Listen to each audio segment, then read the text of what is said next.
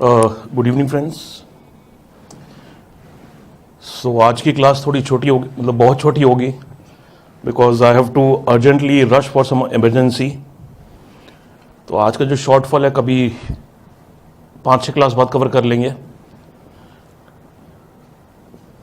Okay आपके कुछ common doubts आ रहे हैं फेसलेस अपील में। Faceless appeal page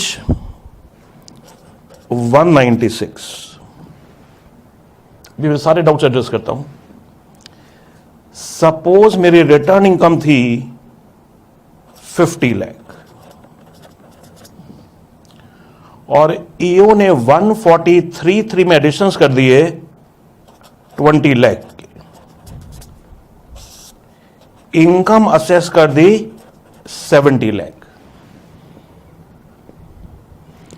so page 196 पर आप अब चले गए सीआईटी अपील्स में against the order of AO. जो पेज 196 पे पॉइंट आई है, पॉइंट आई वो तब लगेगा जब अपील यूनिट जो है, अपील यूनिट इनकम को 70 लाख से भी ऊपर बढ़ानी चाहता है। यानी सीआईटी अपील्स को कुछ 10 लाख की और इनकम मिल रही है। व्हेन आई से CIT appeals means appeal unit, appeal unit को 10 लाख की और इनकम मिली है तो पॉइंट नंबर आई लगेगा।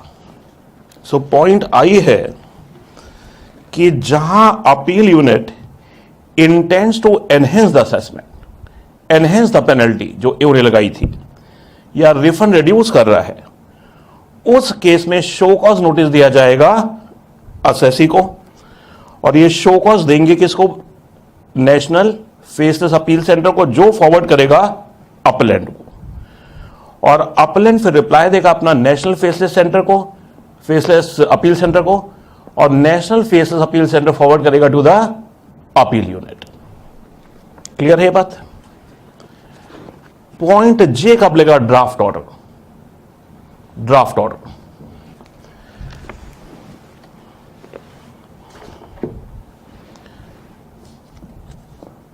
अगर एओ ने इनकम 20 लाख से ऊपर बढ़ा दी, ठीक है, अपील यूनिट शो कॉज कब देगा? अगर वो इनकम 70 लाख से भी ऊपर इंक्रीज करना चाह रहा है। सीआईटी अपील्स अगर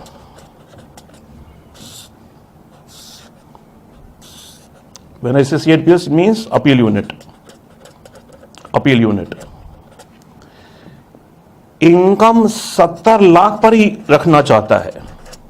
यानी वो कहता है जो एओ ने किया वो बिल्कुल ठीक किया, या फिर उसमें से 15 लाख की डिलीशंस करना चाह रहा है, या फिर इनकम 10 लाख से बढ़ाना चाह रहा है। सो केस 1 कि अपील यूनिट कहता है कि इनकम बिल्कुल सही असेस हुई है, मैं भी इनकम 70 लाख ही रखता हूं, यानी एओ के एडिशंस को अफर्म कर देता है। केस 2 अपील यूनिट 15 लाख के एडिशंस डिलीट कर देता है। या केस 3 अपील यूनिट 10 लाख से इनकम और बढ़ाना चाहता है। तो 10 लाख से ऊपर इनकम और बढ़ाना चाह रहे हैं तो पॉइंट आई लग जाएगा, शो कॉज देगा ससी को। ड्राफ्ट ऑर्डर इन तीनों केस में पास होगा। सो थर्ड केस में एसएससी को सुना जाएगा कि 10 लाख के हम एनहेंसमेंट क्यों ना करें अपील यूनिट, और तीनों केस में ड्राफ्ट असेसमेंट ऑर्डर पास होगा। सो तीनों केस में तो जो ड्राफ्ट ऑर्डर है it is for all the 3 cases.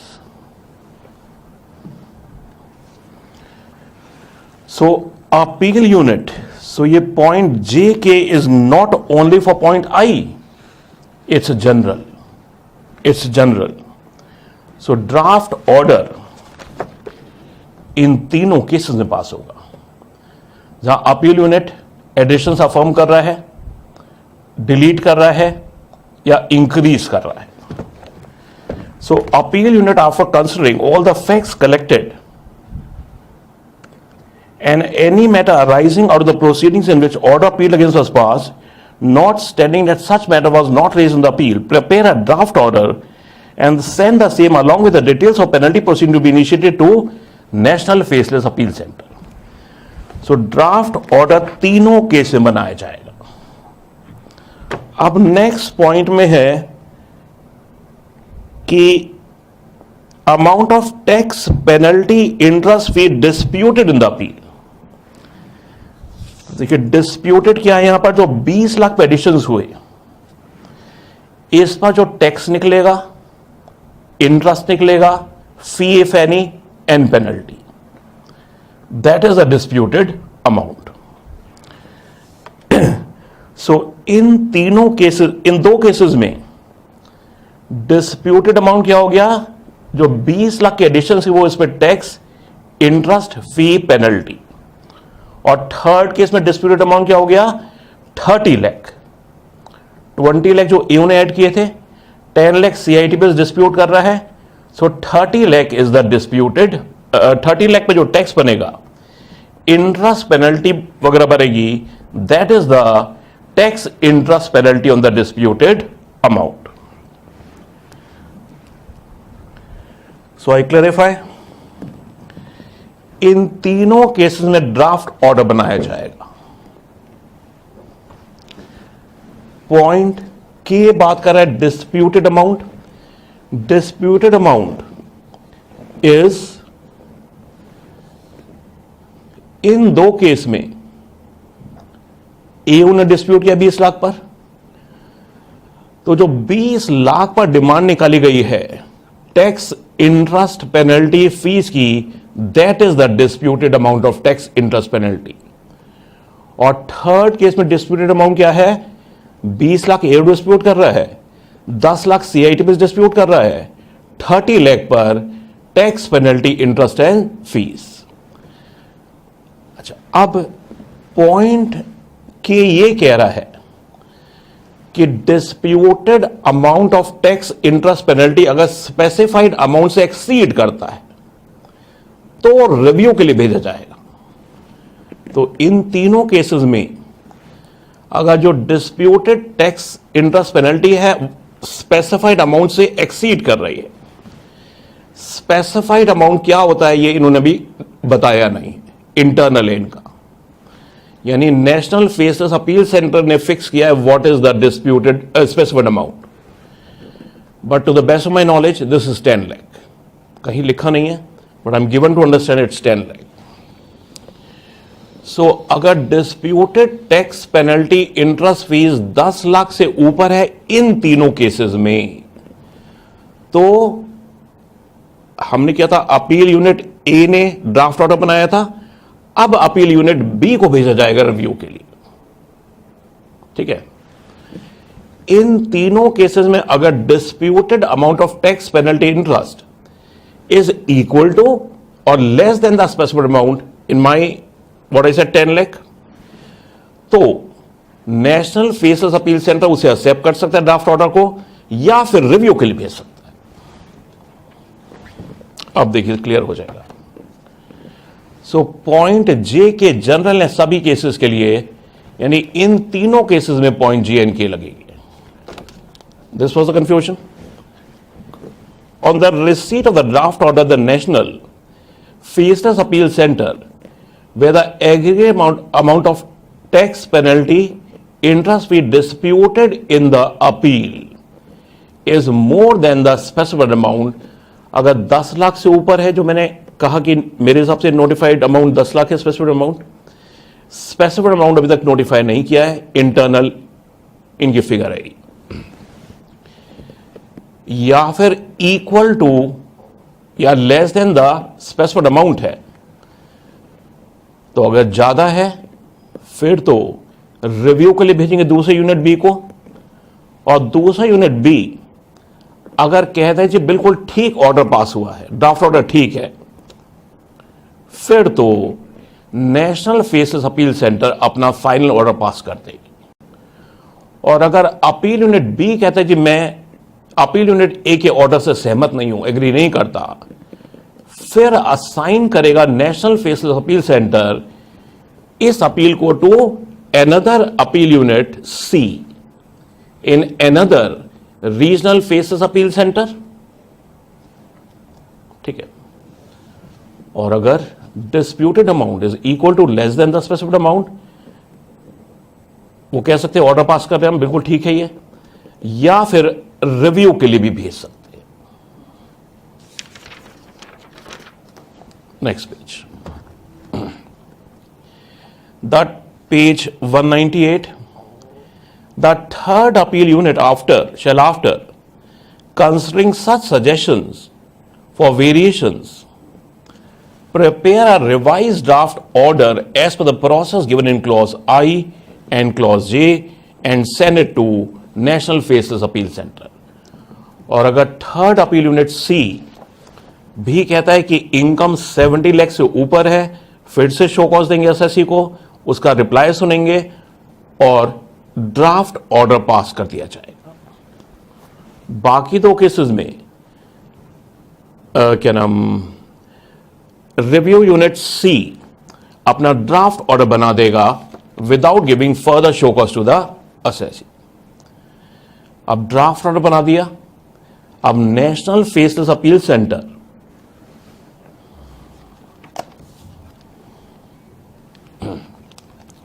shall finalize the order on the basis of the revised draft order. No further review is possible now, and communicate the said order to the appellant, assessee, principal, chief CID, principal commissioner, National Faceless Assessment Center and the AU। और जहां CIT appeal से income बढ़ाई है या फिर कोई और penalty लगाना चाहता है CIT अपील्स, वो हम पेनल्टी के चैप्टर में देखेंगे। CIT अपील्स और कौन सी पेनल्टी लगा सकता है वो हम पेनल्टी के चैप्टर में देखेंगे। तो नेशनल फेसलेस अपील सेंटर एक शो कॉज भी इशू करेगा एसएससी को कि बताइए हम पेनल्टी क्यों ना लगाएं जो रिकमेंड की गई है।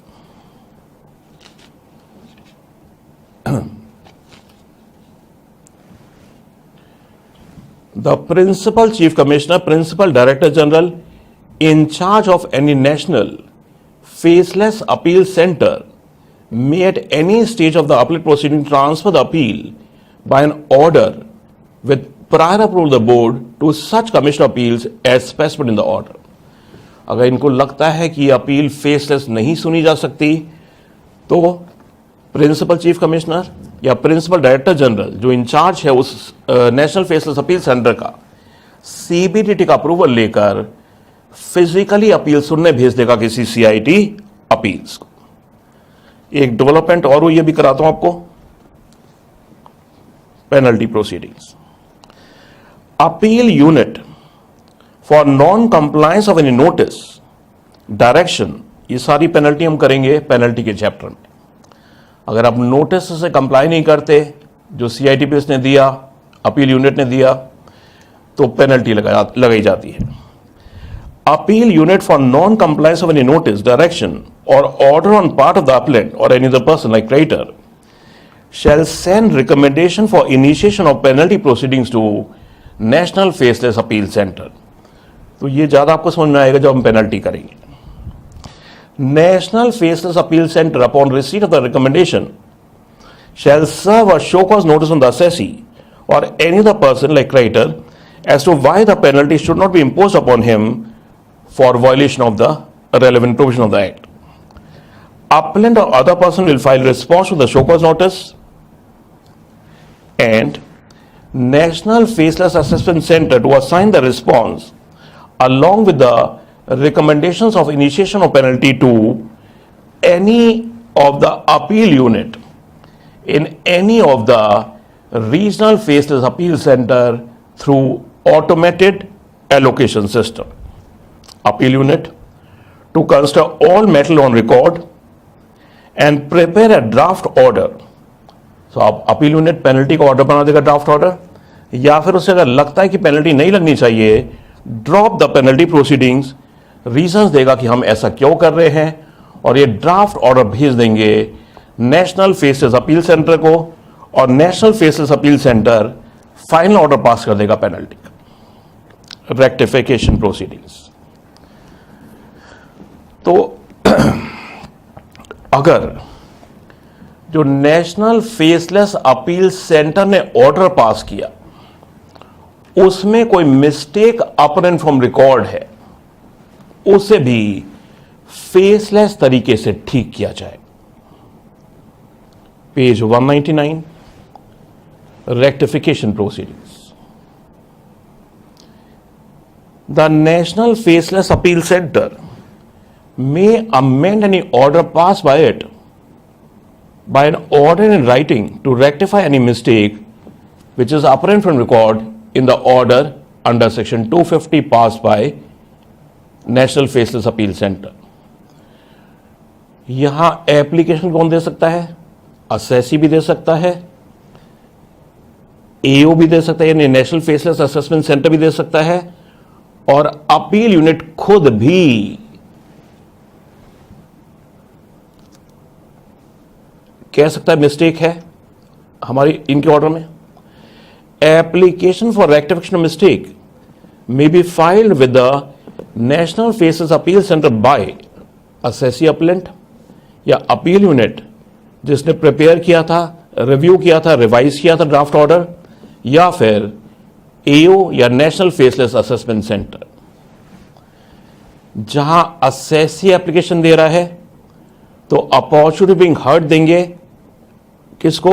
नेशनल फेसलेस असेसमेंट सेंटर को या एओ को। जहां अपील यूनिट कह रहा है रेक्टिफाई करना है, गलती है, तो अपॉर्चुनिटी दी जाएगी किसको? नेशनल फेसलेस असेसमेंट सेंटर को और असेसी। और जहां एओ या नेशनल फेसलेस असेसमेंट सेंटर कह रहा है कि गलती है, तो अपॉर्चुनिटी दी जाएगी किसको? असेसी को। The opportunity shall be given by the appeal unit to whom National Faceless Assessment Appeal Center assigns the application through AS।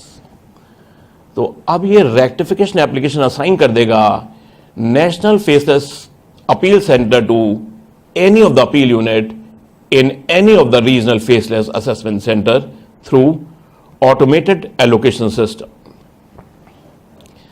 The appeal unit shall send the notice for providing such opportunity to national faceless assessment centre.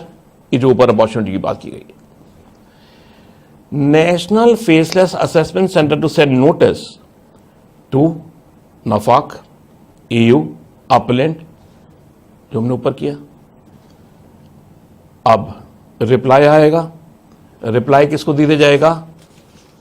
National faceless appeal centre को, जो forward करेगा किसको? Appeal unit को। और appeal unit अब rectification application consider करेगा, responses जो आए हैं असेसी के, एओ के, नेशनल फेसलेस असेसमेंट सेंटर के, उसको कंसिडर करेगा और ड्राफ्ट ऑर्डर बनाएगा फॉर रेक्टिफिकेशन ऑफ मिस्टेक, या फिर ड्राफ्ट ऑर्डर बनाएगा for rejecting the application for rectification की रेक्टिफिकेशन बनती नहीं है, और ये ड्राफ्ट ऑर्डर भेज देगा appeal unit to national faceless appeal centre, जो फाइनल रेक्टिफिकेशन ऑर्डर पास करेगा 154। एक रीसेंट सर्कुलर आया है कि कुछ अपील्स फेसलेस नहीं होंगी, ये अपील्स फिजिकली सुनी जाएंगी बाय सीआईटी अपील्स। जहां सर्च एंड सीजर के केसेस है वहां फेसलेस अपील नहीं सुनी जाएगी, वहां सीआईटी अपील्स को केस फिजिकल तरीके से असाइन होगा। जहां सीरियस फ्रॉड्स हुए हैं, जहां मेजर टैक्स इवेजन हुई है, जहां सर्च के इश्यूज हैं, जहां इंटरनेशनल टैक्स इन्वॉल्व है, जहां black money, undisclosed foreign income assets involve हैं, वहां पर अपील फेसलेस नहीं होगी, वहां अपील सुनी जाएगी फिजिकली बाय सीआईटी अपील्स। इसको इंपॉर्टेंट मार्क करिए, इसको इंपॉर्टेंट मार्क करिए।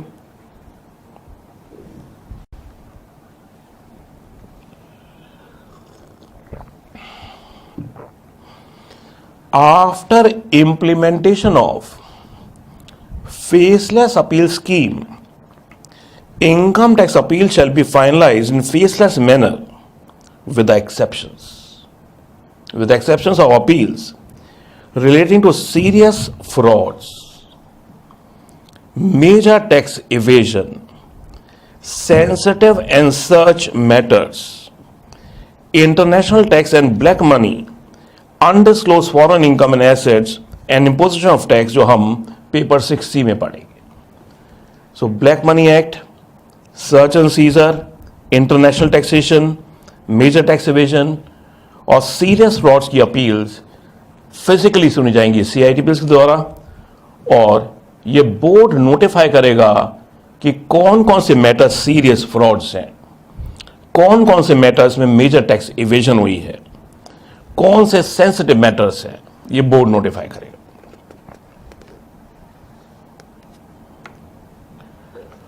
फाइनेंस एक्ट 21 से अपील टू ITAT फेसलेस कर दी गई है. यहां से सेक्शन डाला गया है जहां गवर्नमेंट को पावर दे दी गई कि गवर्नमेंट स्कीम लेके आएगी for faceless appeal to ITAT. ये स्कीम अभी आई नहीं है, ये स्कीम आई नहीं है. सिर्फ इन्होंने पावर ले ली है कि हम फेसलेस अपील्स टू ITAT की स्कीम लेके आएंगे, और ये स्कीम लेके आएंगे बिफोर 31 मार्च 23. सो इतना रेलेवेंट नहीं है ये तो स्कीम आएगी. नेक्स्ट पेज 202 सेक्शन 264A लाया गया है, जो कह रहा है कि revision before the commissioner under section 263 264 भी हम फेसलेस कर देंगे. इसके लिए स्कीम लेके आएंगे, स्कीम अभी आनी है. सो रिवीजन बाय कमिश्नर, अब क्या हो गया, रिवीजन बाय कमिश्नर और chief commissioner, commissioner, principal commissioner, chief commissioner, principal chief commissioner.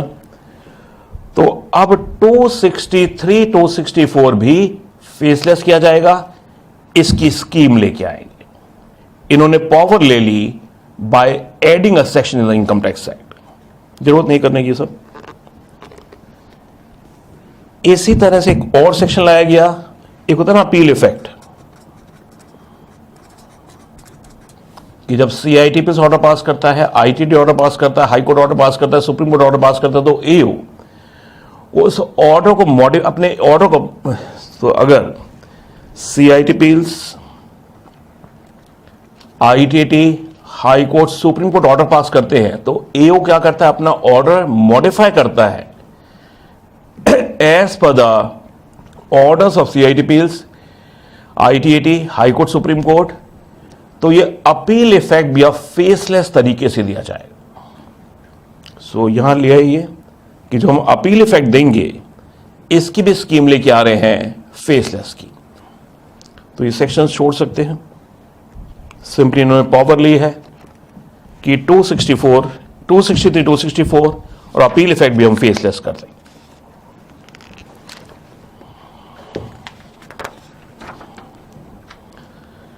एक इंपॉर्टेंट टॉपिक करने जा रहे हैं, एडवांस टैक्स. सो बेसिकली हम कवर करेंगे advance tax and interest under section 234ABC. देखिए, इसमें से क्वेश्चंस नहीं आते थे, और मैं पिछले 10 साल से बोलता था कि जब भी क्वेश्चंस आएंगे फुल क्वेश्चंस आएंगे, और एग्जामिनर ने मेरी सुन ली.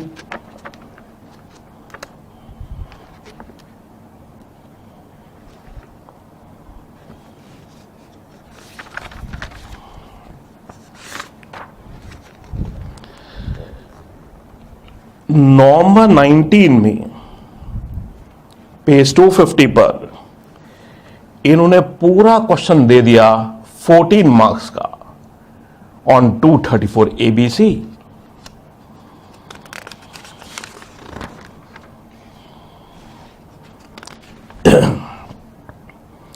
इससे पहले नवंबर 12 में क्वेश्चन आया था 10 मार्क्स का 234 ABC पर। So advance tax and 234 ABC interest इतने इंपॉर्टेंट कंसेप्ट्स है क्योंकि हम day in day out practical life में यूज करते हैं। तो मेरे हिसाब से एग्जामिनर कभी भी 10 नंबर का क्वेश्चन इस पर दे देगा आपको।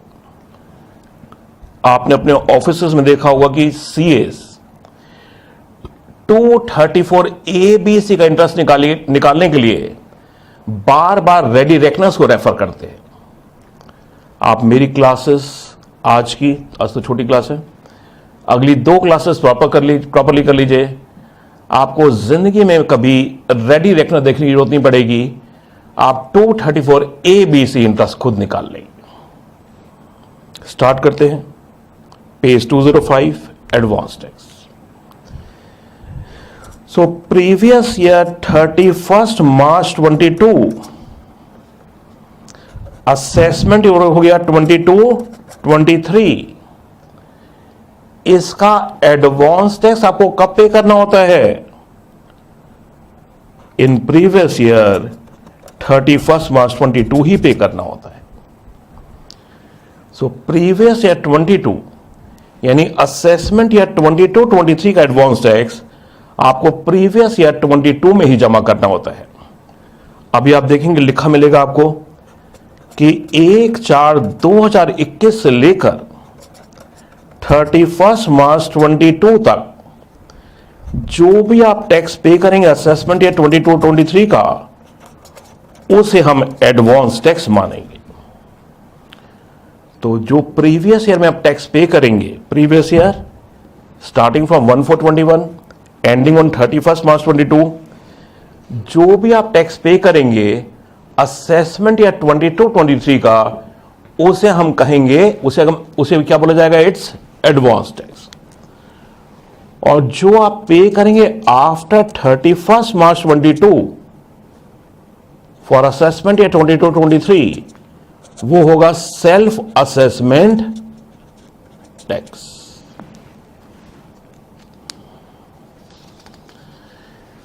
सो प्रीवियस ईयर 22 का एडवांस टैक्स आपको जमा करना होता है प्रीवियस ईयर 22 में। लॉ कहेगा भी कि जो भी आप टैक्स पे करेंगे 1/4/21 से 31 मार्च 22 तक असेसमेंट या 22-23 का, उसे हम एडवांस टैक्स कहेंगे। और अगर 31 मार्च 22 के बाद पे करेंगे, प्रीवियस के बाद पे करेंगे for assessment year 22-23, then that will be called as self assessment tax. आपको एडवांस टैक्स कितना पे करना होता है, कब पे करना होता है? 15 जून। सो असेसमेंट ये 22-23, मुझे एडवांस टैक्स 15 जून को पे करना है, पहली इंस्टॉलमेंट। सेकेंड इंस्टॉलमेंट 15 सितंबर को, तीसरी इंस्टॉलमेंट 15 दिसंबर को, और आखिरी इंस्टॉलमेंट 15 मार्च को। कितना? 15%, 45%, 75% एंड 100%। स्टार्ट करते हैं।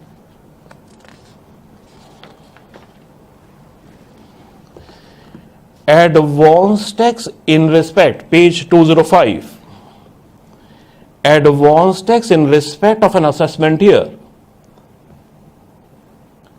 is payable in the financial year immediately preceding the assessment year. Therefore, for assessment year 22-23, advance tax is payable in the current financial year ending on 31st March 22. आप हर instalment के वक्त पूरे साल का tax estimate करेंगे। उसका 15% पे कर देंगे पहली इंस्टॉलमेंट, दूसरी इंस्टॉलमेंट में 45% तक जमा करेंगे। सो आपको हर ड्यू डेट पर अपने पूरे साल की टैक्स जो बनेगा वो एंटिसिपेट करना पड़ता है। मुझे 15, एक minute, advance tax shall be calculated by estimating the current year income. तो हर इंस्टॉलमेंट डेट को आप एस्टिमेट करेंगे पूरे साल की income, and then applying the tax rates in force. अब आप कहेंगे मुझे 15 जून को कैसे पता चलेगा मेरी पूरे साल की इनकम क्या है? क्यों नहीं मालूम है? आपको मालूम है पिछले साल इनकम क्या हुई थी, प्रीवियस से 21 में क्या इनकम थी और 22 में क्या होनी है। एस्टिमेट तो लगा ही सकते हैं। एस्टिमेट गलत हो गया तो 234C पे करिएगा इंटरेस्ट। कुछ रिलैक्सेशन दे देंगे आपको, कुछ एरर करने की वो दे देंगे relaxation. Advance tax shall be calculated by estimating the current year income and then applying the tax rates in force. Advance tax निकालते हैं हम, income under the 5 heads of income estimate करते हैं, ब्रॉट फॉरवर्ड लॉसेस अलाउंसेस कम करते हैं, GTI निकल जाएगी मेरी, चैप्टर 6 डिडक्शंस माइनस करते हैं, टोटल इनकम निकल गई। टैक्स ऑन टोटल इनकम निकाला आपने, सरचार्ज ऐड किया, टैक्स पेबल निकाल लिया, रिलीफ दे दिया 89 का, टैक्स लायबिलिटी आ गई, हेल्थ एजुकेशन से सेट कर दिया, टोटल टैक्स लायबिलिटी आ गई, रिलीफ दे दीजिए सेक्शन 90, 90 या 91 रिलीफ करेंगे हम। मेट क्रेडिट माइनस कर दीजिए 115J, एएमटी क्रेडिट माइनस कर दीजिए 120JAD, TDS। ये सबसे इंपॉर्टेंट एडजस्टमेंट है, TDS माइनस करना पड़ता है। आप जब भी गलती करेंगे यहां करेंगे। सो एडवांस टैक्स निकालने के लिए आप TDS कम करते हैं, TDS TCS कम करते हैं। My advance tax liabilities after deducting the TDS।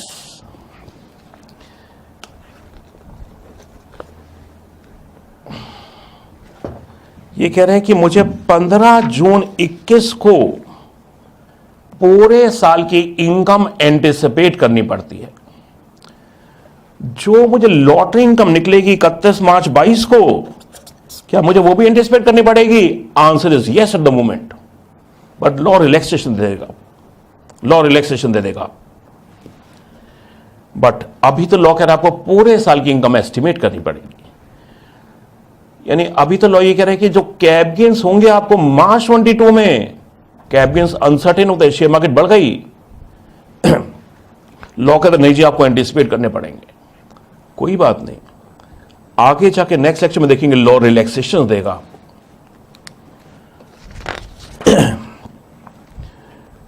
सो अभी तो लॉ ये कह रहा है कि आपको एडवांस टैक्स निकालने के लिए पूरे साल की इनकम एस्टिमेट करनी पड़ेगी।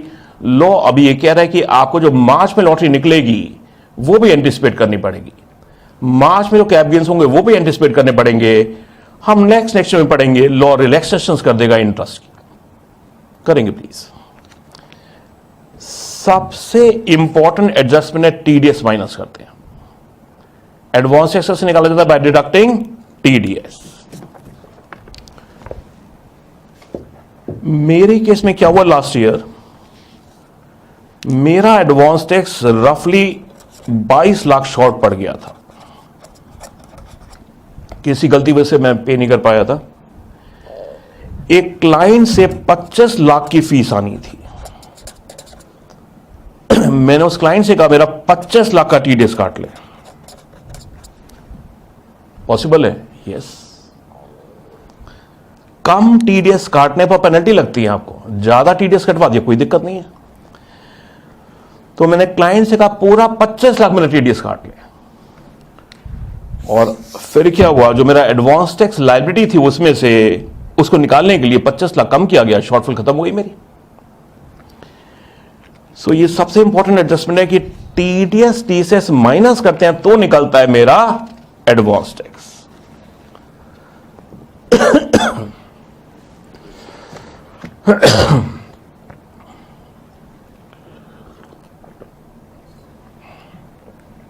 सो TDS TCS माइनस करिए, then you get the advance tax liability. आपने देखा होगा सैलरीड क्लास लोगों को एडवांस टैक्स नहीं देना होता। क्यों नहीं देना होता?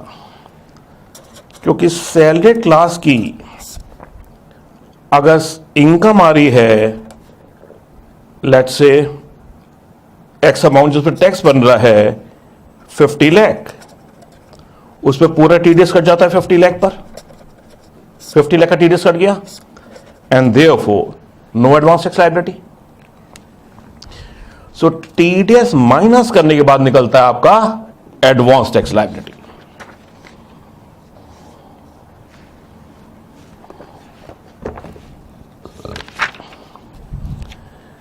Note 1, next page. Agricultural income is also aggregated for rate purposes for determining the advanced tax liability. मैं आपको कराऊंगा कि agricultural income although exempt from tax होती है, बट टैक्स रेट निकालने के लिए हम एग्रीकल्चरल इनकम को एग्रीगेट करते हैं, फिर रिलीफ देते हैं, वो हम करेंगे नेक्स्ट मॉड्यूल में। उसको भी एग्रीगेट करते हैं टैक्स लायबिलिटी निकालने के लिए। अगर आपकी एडवांस टैक्स लायबिलिटी 0.3 देखिएगा, 10,000 या लेस आ रही है तो आपको एडवांस टैक्स नहीं पे करना। An assessee is required to pay, so it's less than 10,000. An assessee is required to pay advance tax if his liability for advance tax is 10,000 rupees or more. तो मेरा tax बनता है suppose 20 lakh, मेरा TDS cut गया 19,95,000. So my advance tax liability is 5,000. Since it is less than 10,000, I am not required to pay the advance tax. हाँ, ये कह रहे हैं कि जितने लोगों का शॉर्टफॉल हो जाता है एडवांस टैक्स का, वो टीडीएस ज्यादा कटवा लेते होंगे। Yes, that's a planning, that's a planning, legal way है बिल्कुल। मैंने बताया, मैंने अपने केस में क्लाइंट से 25 लाख की फीस आनी थी, जिस पर 10% टीडीएस कट रहा था। मैंने कहा पूरा टीडीएस काट दे 25 लाख, मेरा एडवांस टैक्स से डिफॉल्ट बच गया। ओके, आप जब कोर्स कंप्लीट करने वाले होंगे तो मैं आपको एमसीक्यू की किताब दूंगा, उन एमसीक्यूज को करेंगे आप तो हिल जाएंगे आप। पहली बार हिल जाएंगे, दूसरी बार कर लेंगे। इंस्टीट्यूट एक एमसीक्यू बनाया सिर्फ 2 नंबर का, एक इंडिविजुअल की 100 लाख की लॉटरी निकली,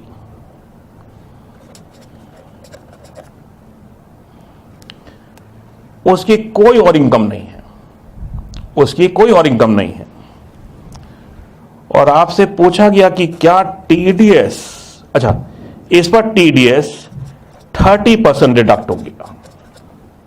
लॉटरी पे टैक्स 30% लगता है और 30% टैक्स डिडक्ट हो गया। अब आपसे पूछा गया कि क्या इस इंडिविजुअल को एडवांस टैक्स पे करना है, और इस क्वेश्चन में एक पार्ट और था, मैं तो अभी थोड़ा सा पार्ट बता रहा हूं आपको। क्या व्यू है आपका? इस इंडिविजुअल की 100 लाख की लॉटरी इनकम निकली, इसकी कोई और इनकम नहीं है, सिर्फ यही इनकम है, और पूरी इनकम पे टीडीएस कट गया, तो क्या इसको एडवांस टैक्स पे करना है? ये क्वेश्चन में 2-3 इश्यूज और थे, सिर्फ 2 नंबर का क्वेश्चन था। तो देखिए क्या व्यू आपका, इधर देखिए, 100 लाख की लॉटरी पर टैक्स हो गया 30 लाख, 10% सरचार्ज हो गया, 10% सरचार्ज हो गया 3 लाख, 33 लाख, 4% सेस बन गया, कितना हो गया 33, 4%, 1,32,000, 34, 32, this is a tax liability, और टीडीएस कितना कटा है 30 lakh, therefore advance tax liability is 4,32,000, he is required to pay advance tax. He is required to pay advance tax. और इस क्वेश्चन में 2-3 इश्यूज और डाल दिए एग्जामिनर ने, जो हम एमसीक्यू जब करेंगे तब समझ में आएगा आपको। तो एमसीक्यू इतने आसान नहीं होते, वो आपकी पूरी जान ले लेते हैं, इन द सेंस पूरे कंसेप्ट टेस्ट कर जाते हैं। ओके, एक रिटायर्ड, आपके फादर रिटायर्ड है, ग्रैंडफादर रिटायर्ड है, एज है 70 ईयर्स, 1 करोड़ की एफडीज हैं, 1 करोड़ की एफडीज हैं, तो जबरदस्त इंटरेस्ट इनकम आ रही है, तो क्या उनको एडवांस टैक्स पे करना होगा? देखिए, नोट टू इंपॉर्टेंट मार्क करिए, सीनियर सिटीजन को एग्जेम्पशन दे रहे हैं एडवांस टैक्स पे करने की, प्रोवाइडेड वो रेजिडेंट है and he should not have income under the head PGBP. So point two important mark करिए, इंस्टीट्यूट ने इस पे भी एमसीक्यू बनाया हुआ है। सो सारे एमसीक्यूज मैंने अपनी एमसीक्यू बुक में कवर किए हुए हैं। Advance tax is not payable by an individual, HUF नहीं है यहां पर, इंडिविजुअल है सिर्फ, रेजिडेंट इन इंडिया, रेजिडेंट होना मस्ट है, who does not have income chargeable under the head PGBP. So PGBP income नहीं होनी चाहिए, individual, resident, age of 60 years or more at any time during the previous year. आपका tax अगर 20 लाख भी बन रहा है, आपको एडवांस टैक्स नहीं पे करना, प्रोवाइडेड रेजिडेंट है आप, provided you do not have income under the head PGBP.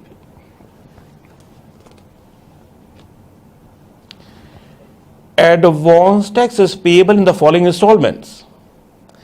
In case of all assessees except those who are covered in 44AD and 44ADA, presumptive tax. On or before 15th June कितना pay करना आपने?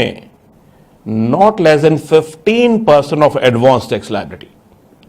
15% of advance tax liability पे करनी है. On or before 15 September कितना pay करना है? Not less than 45% of the advance tax liability reduced by amount paid in the early installment, if any. On or before 15 December, 75% of the advance tax liability reduced by the amount paid in the early installments. और 15th March तक कितना pay करना है? 100%, 90% नहीं है, 90% नहीं है। बच्चे एग्जाम में 90% की गलती करते हैं, 90% कहीं नहीं आता, प्लीज, इट्स 100%। गलती कहां करते हैं 90% वाली? नेक्स्ट क्लास में बताऊंगा, 100% लिखा है। आपको पूरा एडवांस टैक्स पे करना है, reduce by the amount paid in the early instalments. So 15 जून तक 15%, 15 सितंबर तक 45%, 15 दिसंबर तक 75% और 15 मार्च तक 100% पे करना है।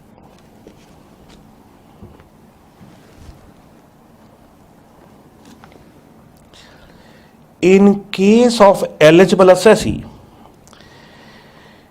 in respect of an eligible business referred in 44AD or eligible profession referred in 44DA, तो आपको एडवांस टैक्स कब पे करना था? 15 मार्च को। मेरा केस देखिए, मैं क्या करता हूं, VGLDI से 4 लाख पर मंथ कि प्रोफेशनल इनकम लेता 48 लाख, तो मुझे 44 ADA मिल जाता है।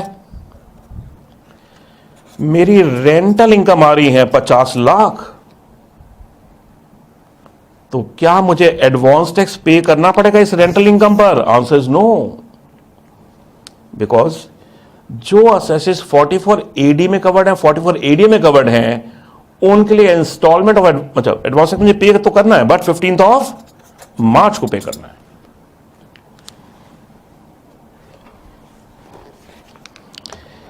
नोट देखिएगा, it may be noted that N eligible assessee who is governed by section 44 AD or 44 ADA is required to pay advance tax by 15th of March of the previous year, irrespective of the fact that he has substantial incomes apart from incomes referred in 44 AD 44 ADA। तो मैं तो अपना advance tax 15 मार्च को ही पे करता हूं। 15 जून, 15 सितंबर, 15 सितंबर को क्यों पे करूं? उस अमाउंट की एफडी करा देता हूं, एफडी पर इंटरेस्ट आएगा, ठीक है, टैक्स 30% टैक्स हो जाएगा, फिर भी 70% बचता है मेरे पास। सो मैं एडवांस टैक्स 15 मार्च को ही पे करता हूं, चाहे मेरी सब्सटेंशियल इनकम्स आ रही हैं और, बट लॉ मुझे रिलैक्सेशन दे रहा है। Point 5, any amount paid by way of, मैंने बताया था ना आपको कि जो भी आप टैक्स पे करते हैं,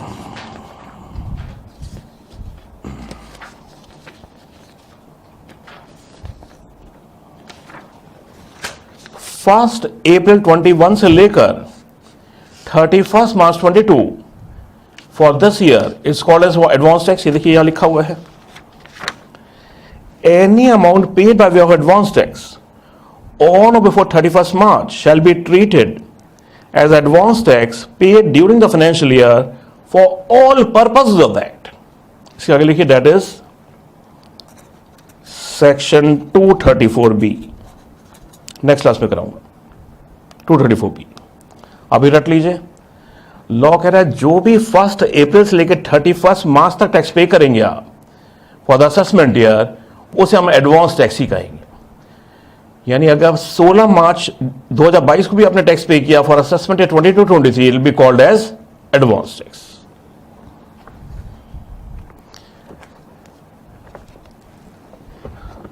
मैंने पहले इंस्टॉलमेंट ज्यादा जमा कर दी, क्या मैं नेक्स्ट इंस्टॉलमेंट में एडजस्ट कर सकता हूं? Yes.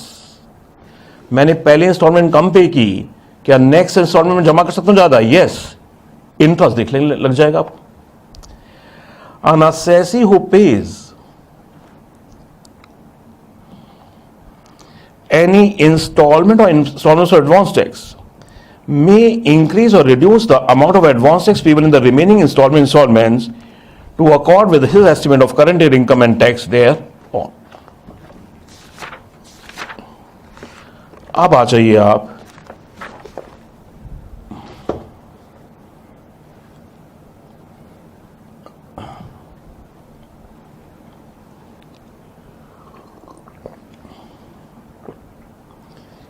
Interest under sections 234 ABC। इसको प्लीज लॉजिकली करिएगा।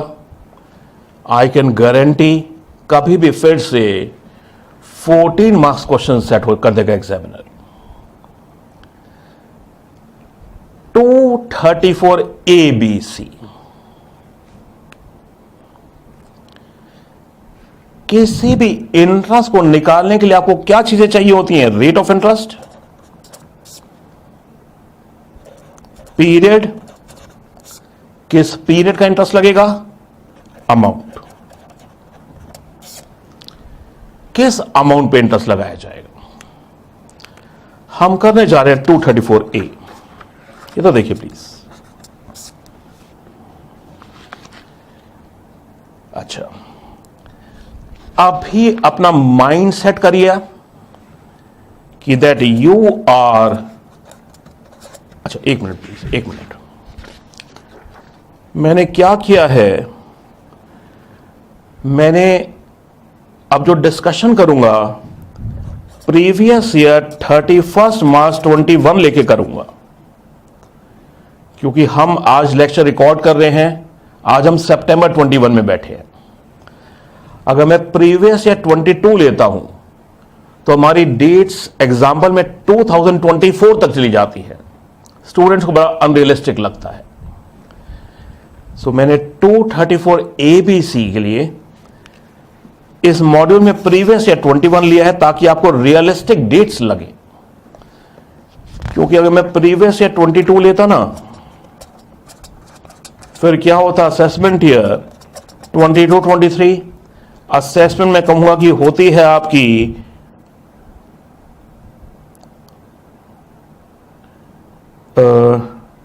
31 दिसंबर 24 तक को होती है, तो बड़ी अनरियलिस्टिक लगती हैं चीजें। तो मैंने 234 ABC के डिस्कशन के लिए प्रीवियस ईयर 21 रखा है। लॉ सेम है, previous year 21, previous year 22, the law is exactly the same. तो जस्ट बिकॉज एक फीलिंग आ जाए कि हम रियलिस्टिक कर रहे हैं, क्योंकि आज हम सितंबर 21 में हैं, तो अगर हम 22 प्रीवियस ईयर लेते हैं तो हम पहुंच जाते हैं, असेसमेंट होती जाके 31 दिसंबर 24 में, मतलब स्टूडेंट्स को बड़ा ऑकवर्ड लगता है। सो मैंने इस बार मॉड्यूल में समझने के लिए प्रीवियस ईयर 21 रखा है, law for previous year 21 and previous year 22 is exactly the same. सिर्फ आपको एक रियलिस्टिक फीलिंग लाने के लिए मैंने ऐसा किया है। अच्छा, एक बात और, ये क्वेश्चन आप पूछ रहे थे क्लास से पहले, मैंने कहा था कि असेसमेंट या 21-22 की रिटर्न लेट कब तक फाइल हो सकती है? 31 दिसंबर 21 तक। ये फाइनेंस एक्ट 21 की अमेंडमेंट है। इससे पहले रिटर्न फाइल कर सकते थे up to the end of the relevant assessment year, यानी असेसमेंट या 2021 की रिटर्न आप फाइल कर सकते थे टिल 31 मार्च 21। सो एक एग्जांपल लेंगे हम नेक्स्ट क्लास में, जहां मैंने असेसमेंट या 2021 की रिटर्न बोलूंगा, मैंने फाइल किया 1/1/21 को, वो ठीक है। सो आई रिपीट, मैंने 234 ABC को समझने के लिए एग्जाम्पल्स लिए प्रीवियस ईयर 21 के। Law for previous year 21, previous year 22 बिल्कुल सेम है। सिर्फ मैंने इसलिए लिया है 21 कि रियलिस्टिक डेट्स आ जाएंगी, क्योंकि आज हम सितंबर 21 में लेक्चर्स रिकॉर्ड कर रहे हैं। मेरी एक बात और बताइए आपको कि रिटर्न फाइल कर सकते हैं for assessment 21-22 and future assessment years 3 months before the end of the relevant assessment year. ये फाइनेंस एक्ट 21 का चेंज है। पहले, इससे पहले आप रिटर्न फाइल कर सकते थे up to the end of the relevant assessment year, यानी असेसमेंट या 2021 की रिटर्न आप फाइल कर सकते थे 31 मार्च 21 तक। तो मैं नेक्स्ट क्लास में एक एग्जांपल लूंगा जहां मैंने कहूंगा कि असेसमेंट या 2021 की रिटर्न फाइल हो रही है 1/1/21, दैट इज करेक्ट।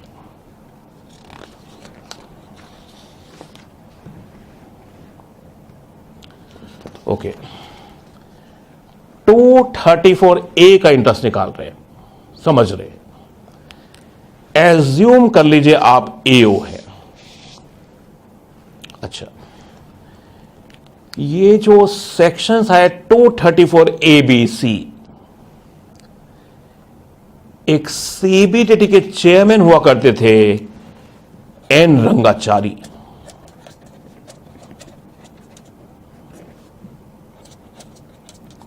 जो बहुत इंटेलिजेंट थे और बाद में जाके वो IRDA के चेयरमैन बने, सेबी के चेयरमैन बने। ये लॉ सारा उन्होंने बनाया था। और उन्होंने क्या किया, जब लॉ बनाया तो एक बोर्ड का सर्कुलर निकाला, CBDT सर्कुलर निकाला, जहां 7 इलस्ट्रेशंस दी। और उन 7 इलस्ट्रेशंस को आप कर लेंगे तो जिंदगी में कभी मात नहीं खा सकते, जिंदगी में ये सेक्शन भूलेंगे नहीं। उन्होंने बिल्कुल सिंपल से लेकर कॉम्प्लेक्स केसेस लिए। वही 7 इलस्ट्रेशन मैंने मॉड्यूल में दी हुई हैं, वही 7 इलस्ट्रेशंस मैंने मॉड्यूल में कॉपी की हुई हैं, करंट ईयर के हिसाब से चेंज करके, करंट लॉ के हिसाब से चेंज करके। सो इस लॉ को हम पूरी तरह से नेक्स्ट क्लास पे समझेंगे, तब जाकर आप ये इलस्ट्रेशंस करेंगे। ये इलस्ट्रेशंस मैंने मॉड्यूल में ली हुई हैं, they are copy from that CBDT circular, जहां ये इलस्ट्रेशंस दी गई थी, जहां से ये लॉ समझाया गया था। आप ये इंटरेस्ट निकाल रहे हैं ये मानते हुए कि आप AO है, असेसिंग ऑफिसर है। हमने 140A सेल्फ असेसमेंट में किया था कि आपको सेल्फ असेसमेंट टैक्स जमा करते हुए 234 ABC पे करना होता है। वो नेक्स्ट क्लास में कर लेंगे, वो नेक्स्ट क्लास में कर लेंगे। एज्यूम कर लीजिए आप AO हैं, अजम्पशन चेंज मत करिएगा, आप ये इंटरेस्ट निकालने जा रहे हैं। इंटरेस्ट के लिए तीन चीजें चाहिए, रेट, पीरियड, अमाउंट। ये इंटरेस्ट है 234A, interest for default in furnishing of a return of income. Interest for default in furnishing of return of income. 234A। बताइए डिफॉल्ट कब माना जाएगा आपके हिसाब से? जब रिटर्न फाइल की आपने after the due date given in section 139(1), या फिर रिटर्न फाइल ही नहीं की।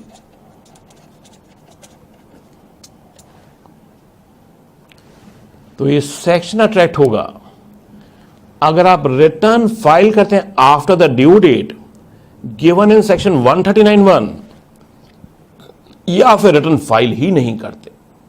क्लियर है? आप एओ की तरह से इंटरेस्ट लगाएंगे।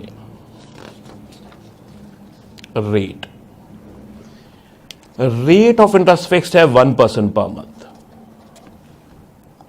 और पार्ट ऑफ द मंथ को फुल मंथ मानते हैं। पार्ट ऑफ द मंथ को फुल मंथ मानते हैं। सो सभी इंटरेस्ट के सेक्शंस में पार्ट ऑफ द मंथ को फुल मंथ मानते हैं। अगर मेरी ड्यू डेट है 31 जुलाई,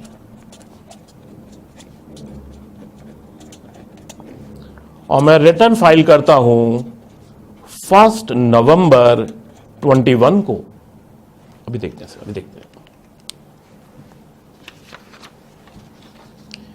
सो रेट है फिक्स्ड 1% पर month, part of the month को फुल मंथ मानते हैं।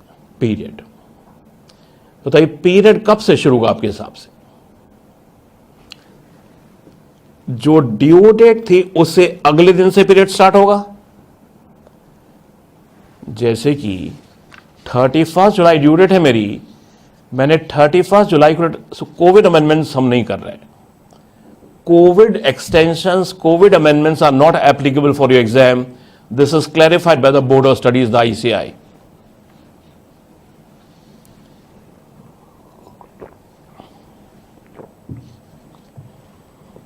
सो COVID amendments are not applicable to you. So COVID के जो एक्सटेंशंस आए हैं उनको इग्नोर कर दीजिए, not relevant for the exam. So period start करेगा किस दिन से? Date next to the due date 1 August.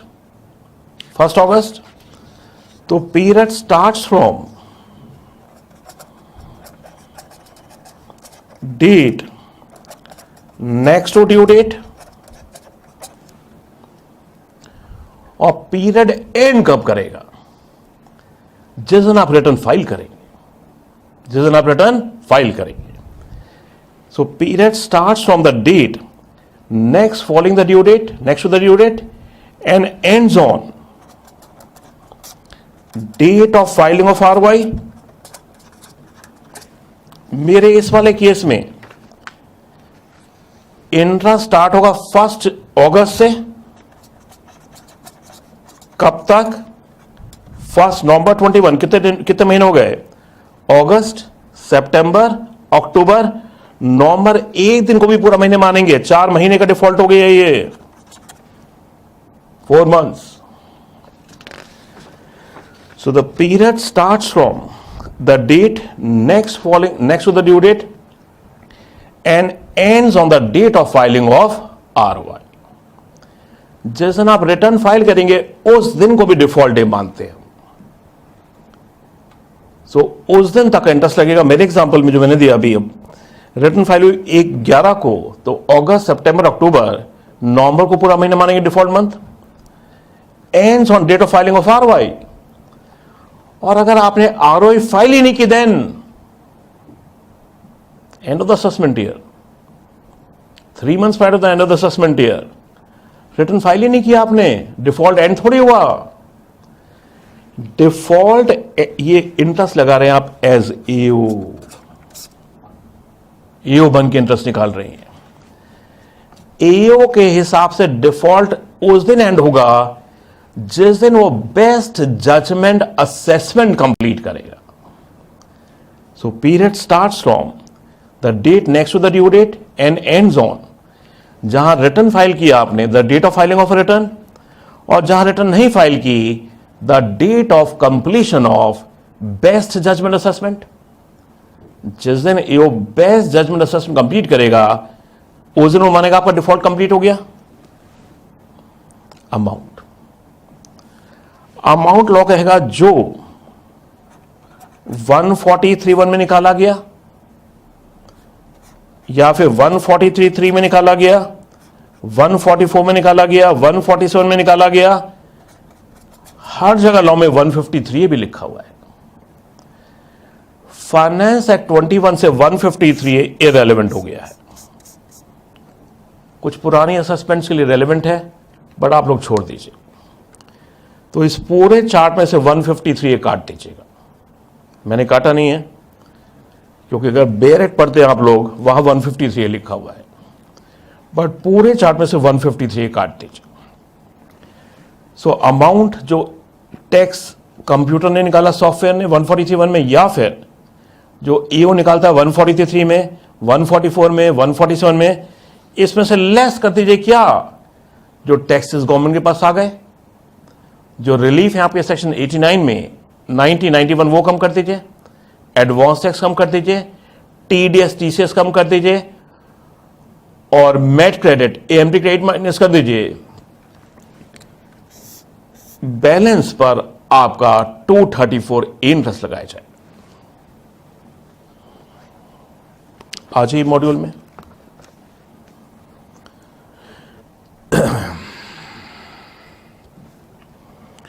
Page 211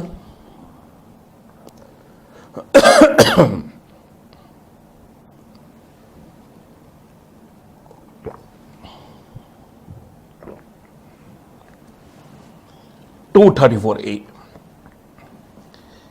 interest for default in furnishing of return of income. Section कब लगता है? So this interest is payable if return is filed after the due date specified under section 139(1) या फिर return file ही नहीं किया आपने. ये हो गया सेक्शन की चार्जेबिलिटी. नेक्स्ट पेज पर आइए. कंप्यूटेशन. रेट है 1% पर मंथ सिंपल इंटरेस्ट, और पार्ट ऑफ द मंथ को हम क्या मानेंगे? Full month. मैंने नीचे नोट में लिखा हुआ है part of the month shall be considered as full month. So rate is 1% per month. Period कब से कमेंस होगा? ड्यू डेट से अगले दिन से. एंड कब होगा? जिस दिन आप रिटर्न फाइल कर दी, और जहां रिटर्न नहीं फाइल की, the date of completion of best judgement assessment. Period commences from the date next following the due date specified under section 139(1) and ends on. Period कब एंड होगा? जहां रिटर्न फाइल किया आपने, the date of filing of RY, और जहां return नहीं file किया आपने, the date of completion of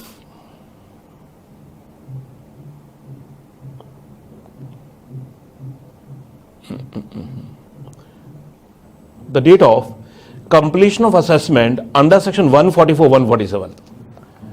153 में हटा दिया वैसे आपसे. तो जिस दिन एओ बेस्ट जजमेंट कंप्लीट करेगा 144, 147 में, उस दिन तक का ब्याज लगाया जाएगा. So period commences from the date next to the due date and ends on. जहां रिटर्न फाइल किया आपने, the date of filing of RY, और जहां रिटर्न नहीं फाइल किया आपने, date of completion of best judgement assessment. अभी 144 मान लीजिए, 147 भूल जाइए, 147 भूल जाइए. सो 147 अभी काटिएगा मत, इग्नोर कर दीजिए. भाई इतना देखिए 144, जहां रिटर्न नहीं फाइल किया आपने, the date of completion of assessment under section 144, 147 में आपको नेक्स्ट टू नेक्स्ट क्लास में कराऊंगा.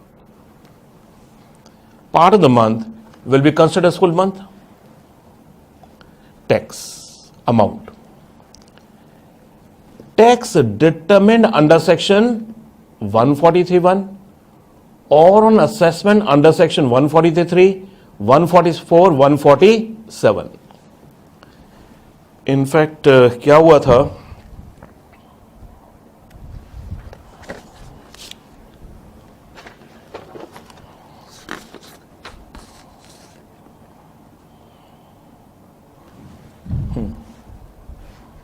Okay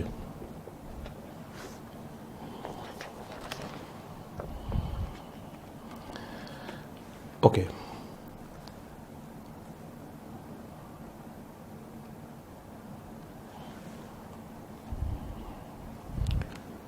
okay amount, tax determined under section 143(1) और on assessment under section 143(3), 144, 147 less relief under section 1990A, relief under section 91, MAT credit, AMT credit, TDS, advance tax. Law यहां रुक जाता था.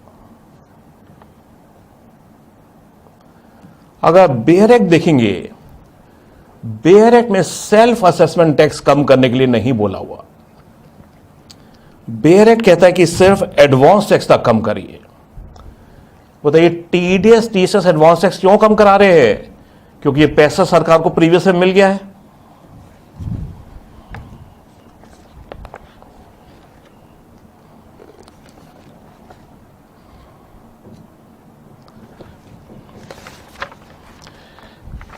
So amount होता है जो टैक्स निकाला एओ ने 143(1) में या फिर 143(3), 144, 147 less reliefs, rebates, MAT credit, AMT credit, TDS, TCS, advance tax, self assessment tax. Law नहीं कहता कम करिए, लॉ नहीं कहता कम करिए.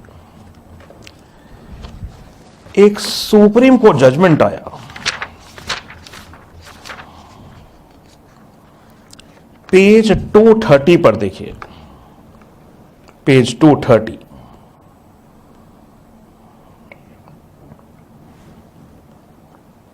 डॉक्टर प्रणॉय रॉय, ये वही हैं जो एनडीटीवी के ओनर हैं, चार्टर्ड अकाउंटेंट हैं और बाद में जर्नलिस्ट बन गए और फिर अपना टीवी चैनल लगा लिया.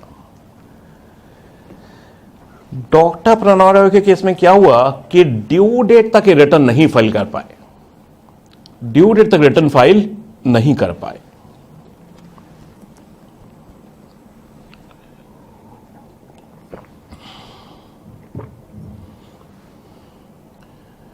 So Dr. Pranay Roy, he was not able to file the return by the due date.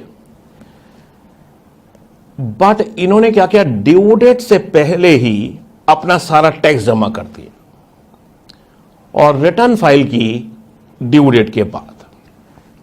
यानी जितना टैक्स था वो सेल्फ असेसमेंट टैक्स की तरह जमा कर दिया और रिटर्न फाइल की आफ्टर द ड्यू डेट. अब ईओ ने 234A लगा दिया और उसने सेल्फ असेसमेंट टैक्स कम नहीं किया. ईओ ने कहा कि लॉ में लिखा नहीं है सेल्फ असेसमेंट टैक्स कम करिए. ये साहब सुप्रीम कोर्ट में पहुंच गए, पहले हाई कोर्ट में पहुंचे रिट पिटीशन के थ्रू और फिर सुप्रीम कोर्ट में गए.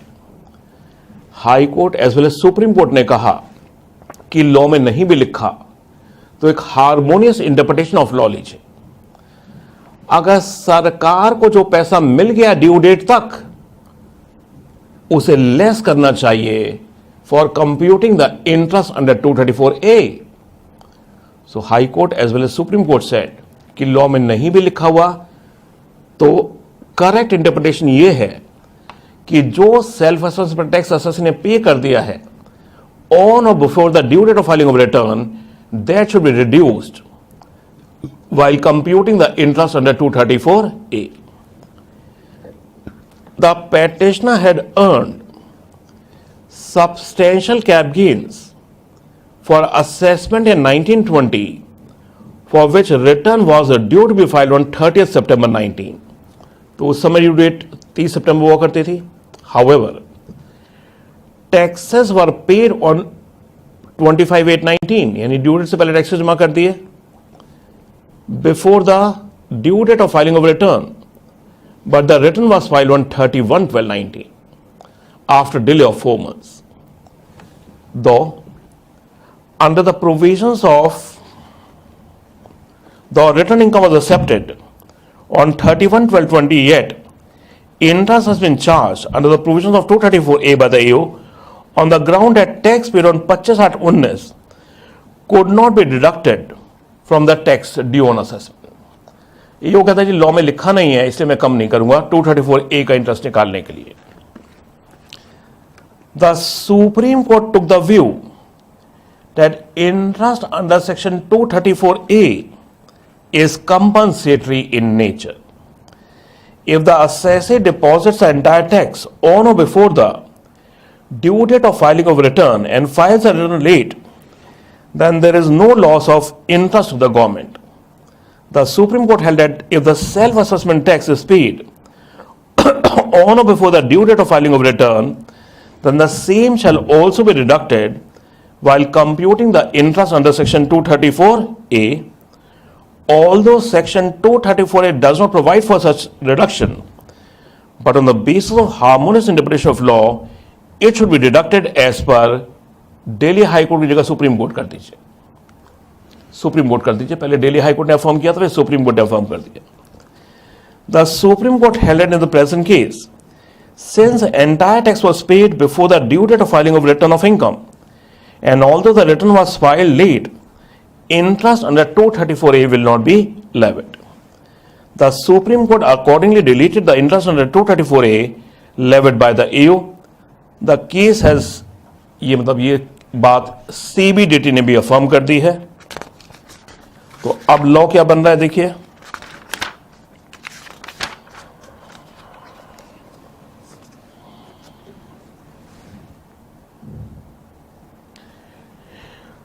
(234A) इंटरेस्ट लगता है अगर रिटर्न आप ड्यू डेट के बाद फाइल करते हैं पेज 211, या रिटर्न आप फाइल ही नहीं करते पेज 212.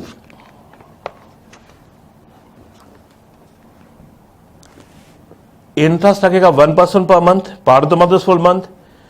पीरियड स्टार्ट होगा from the date next to the due date और एंड होगा जहां आपने रिटर्न फाइल किया the date of filing of ROI, और जहां रिटर्न नहीं फाइल किया आपने date of completion of assessment under section 144 next class में कर लेंगे. Amount tax determined under section 143(1) और on assessment under various sections less relief, rebate, MAT credit, AMT credit, TDS, TCS, advance tax less. Self assessment tax pay करेंगे आप अगर आपने पे किया है ऑन और before the due date. Highlight the words, paid on और before the due date.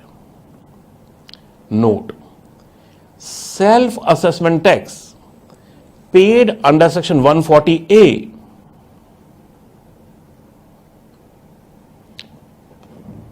shall be deducted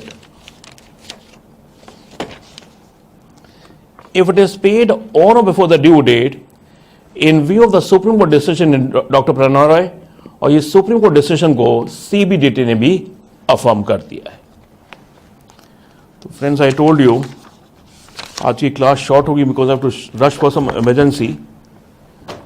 सो आज की क्लास हम यहीं रोकेंगे एंड नेक्स्ट क्लास में इसे कंटिन्यू करेंगे. Will stop here.